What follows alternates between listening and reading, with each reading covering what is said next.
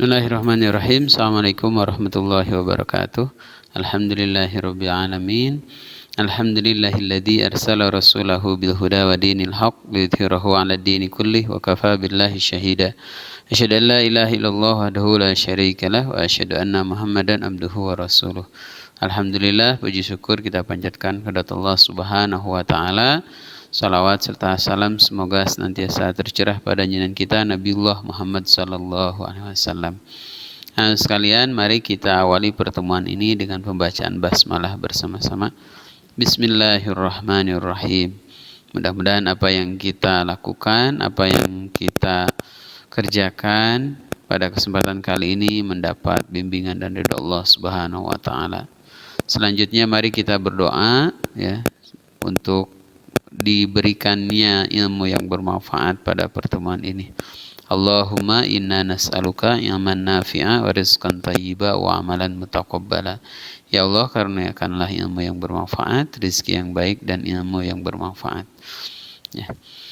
Anak sekalian, pada kesempatan kali ini insyaallah kita akan membahas tentang surah As-Saff ayat 1 sampai 3 ya. Dalam surah As-Saff ayat 1 sampai 3 ini diterangkan beberapa hal ya, diawali dengan penyucian atau pengagungan terhadap Allah Subhanahu wa taala, terus kemudian peringatan buat kita tentang wajibnya ya, keharusan kita untuk menyelaraskan antara ucapan dan perbuatan, dan kemudian dibahas tentang ama-ama yang memiliki keutamaan yang luar biasa ya. Kita bahas saja selanjutnya. Ini pendahuluannya ya.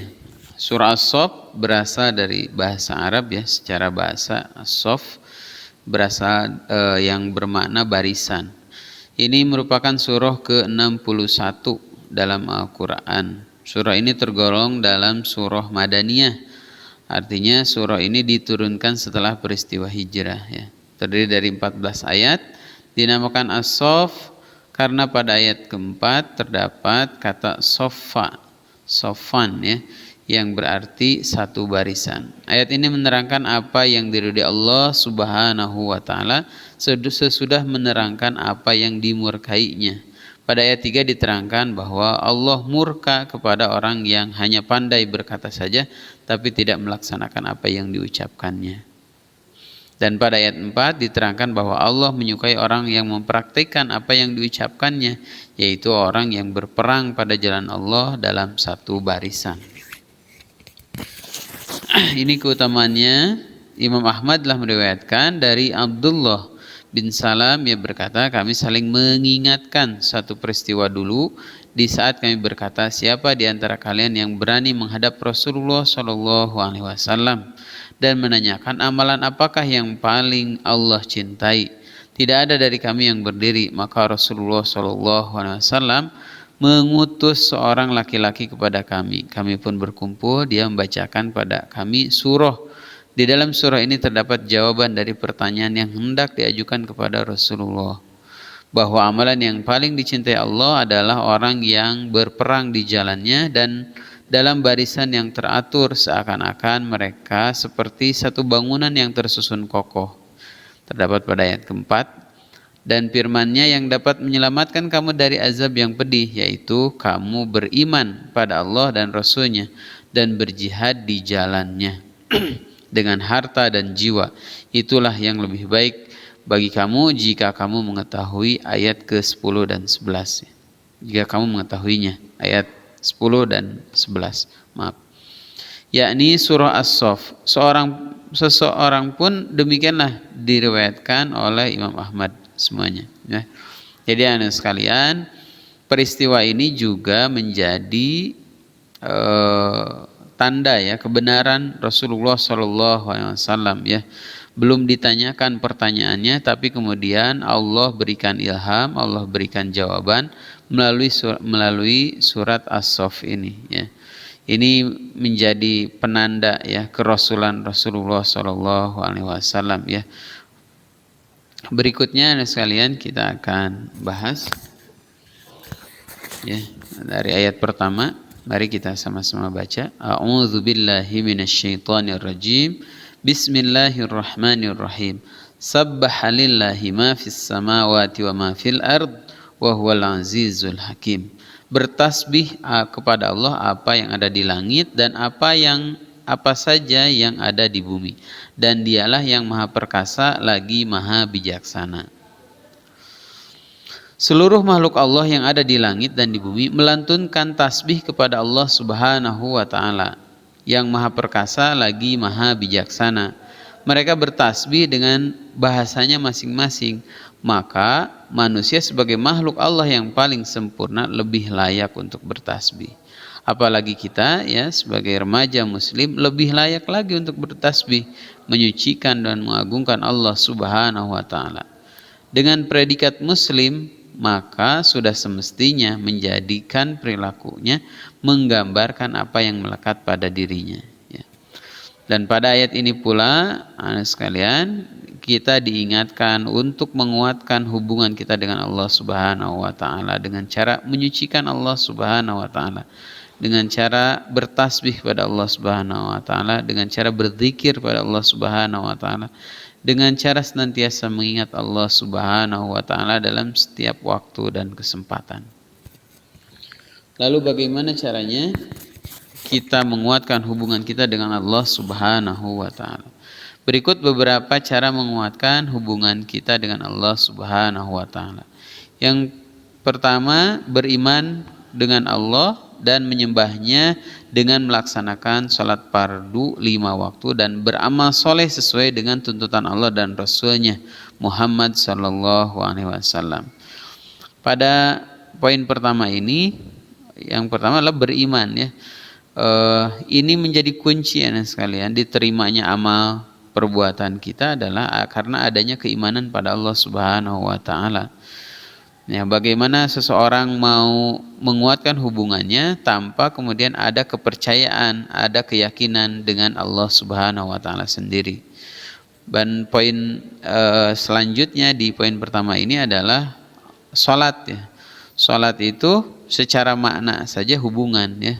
Salat atau juga diartikan doa ya. Bagaimana kemudian kita bisa berdoa, bagaimana kemudian kita bisa nyambung kalau tidak ada hubungan ya. Dan sholat ini adalah amal yang paling utama, amal yang pertama kali dihisab ya. Maka ini salah satu cara bagaimana kita menguatkan dengan Allah Subhanahu wa ta'ala dengan cara melaksanakan sholat 5 waktu dengan baik, dengan khusyuk, dengan benar ya, dengan tepat waktu seperti itu. Berikutnya, tidak menyekutukan Allah dengan sesuatu apapun ya, perilaku syirik ya.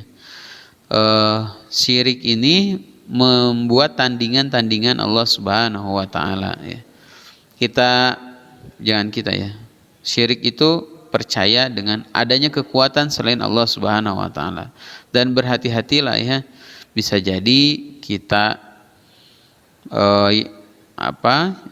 yakin terhadap sesuatu, contoh misal kita menggantungkan hidup kita kepada orang tua kita ya, sedikit-sedikit pada orang tua kita dan sebagainya.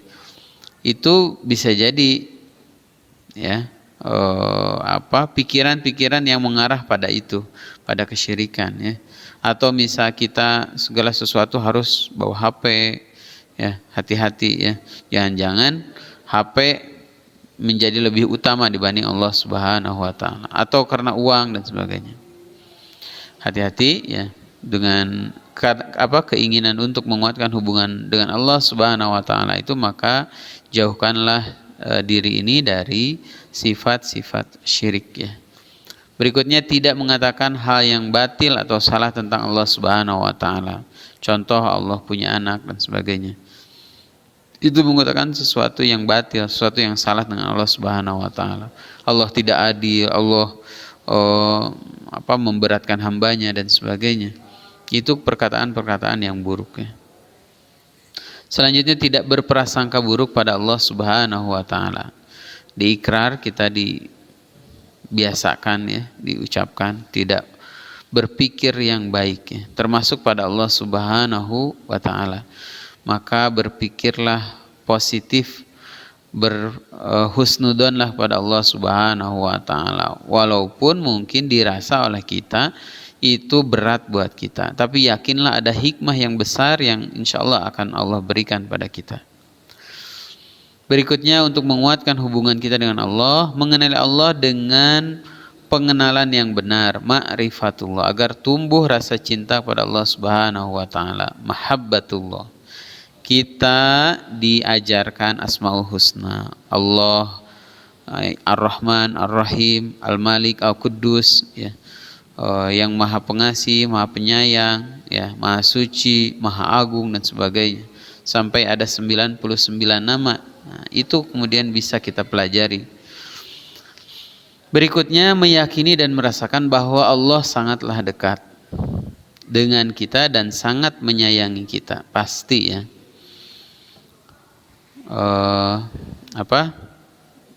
Lebih dekat dibanding urat leher kita, katanya di salah satu ayat itu menyebutkan begitu. Maka ini juga menjadi pengingat pada kita, jangan sampai kemudian kita berperilaku jauh dari tuntunan Allah Subhanahu wa taala. Berikutnya, bersyukur atas seluruh nikmat Allah taala dan bersabar atas cobaan Allah taala. Dua sikap yang harus ada dalam diri seorang muslim, sampai Rasulullah mengatakan takjub ya, ajaib ya, dengan urusan seorang muslim ketika mendapat anugerah dia bersyukur, ketika mendapatkan musibah maka dia bersabar. Seluruhnya menjadi kebaikan. Berikutnya, berakhlak mulia, pasti ya. Akhlak mulia ini bagaimana kita mau mendekat pada Allah Subhanahu wa taala kalau kemudian akhlak kita buruk ya. Beberapa hadis menjelaskan bagaimana ada hubungannya akhlak mulia, akhlak baik kepada sesama dengan keselamatan kita di akhirat kelak ya. Berikutnya, meninggalkan semua perbuatan dosa dan maksiat. Ini juga sering kita ulang-ulang di Iqrar Azkiyah ya. Yang pertama, bahkan senantiasa bertaubat dan berhati-hati terhadap dosa gitu. Ya, mudah-mudahan kita semuanya bisa melaksanakannya. Dan yang terakhir, menghilangkan sifat sombong, rakus, tamak, iri hati, hasad dan sifat-sifat tercela lainnya. Kenapa sombong diutamakan? Kenapa? Karena sifat sombong itulah biasanya menjadi penghambat datangnya kebenaran pada kita semuanya. Karena sombong, karena yang menyampaikannya misal anak kecil, lalu kemudian kita tidak mau menerima kebenaran itu. Anekdot menyebutkan ya, kalaupun itu keluar dari puntennya misal anus ayam gitu, kalau telur ya ambil aja ya. Kenapa? Karena itu kebaikan ya, begitu istilahnya. Berikutnya kita akan lanjut ke ayat 2 sekalian. Renungan As-Saff ayat kedua. Ya ayyuhalladzina a'udzubillahi minasyaitonir rajim. Ya ayyuhalladzina amanu lima taquluna ma la taf'alun. Hai orang-orang yang beriman, mengapa kamu mengatakan apa yang tidak kamu perbuat? Nah, ini pertanyaan, bentuknya pertanyaan ya. Ini luar biasa redaksi yang disampaikan dalam Al-Quran ini ya. Bentuk pertanyaan, tapi sebetulnya ini peringatan keras buat kita ya. Ini merupakan pengingkaran Allah Subhanahu wa taala terhadap orang-orang yang membuat janji atau mengatakan sesuatu dan tidak melaksanakannya. Rasulullah Shallallahu alaihi wasallam bersabda, tanda-tanda orang munafik itu 3, bila berjanji dia ingkar, bila berkata dia dusta, dan bila dipercaya dia khianat. Ya, mudah-mudahan kita dijauhkan dari sifat-sifat demikian. Kenapa? Karena Allah mengancam bagi orang-orang yang munafik itu, orang-orang yang tidak ada keselarasan antara ucapan dan perbuatan itu dengan fiddarkil asfalin. Orang-orang munafik itu diancam dimasukkan ke dalam kerak neraka ya.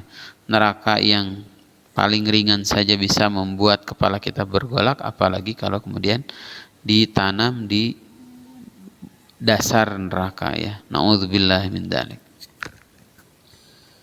Ayat ketiganya sekalian.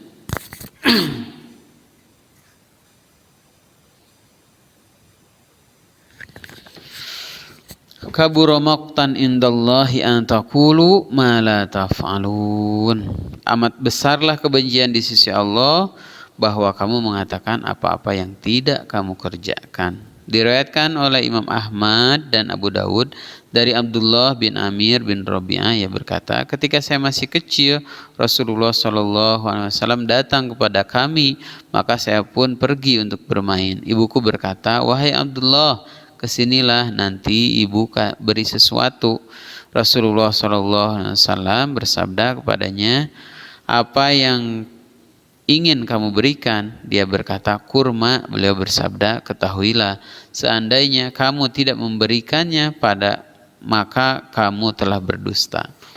Lihat anak sekalian, pada hadis ini bagaimana Rasulullah SAW sangat-sangat menghargai anak kecil, ya. Walaupun anak kecil, ini menunjukkan betapa bahwa berbohong itu kepada anak kecil pun nggak boleh. Artinya secara akal belum sempurna, secara pengetahuan belum lengkap, itu sudah tidak boleh dilakukan.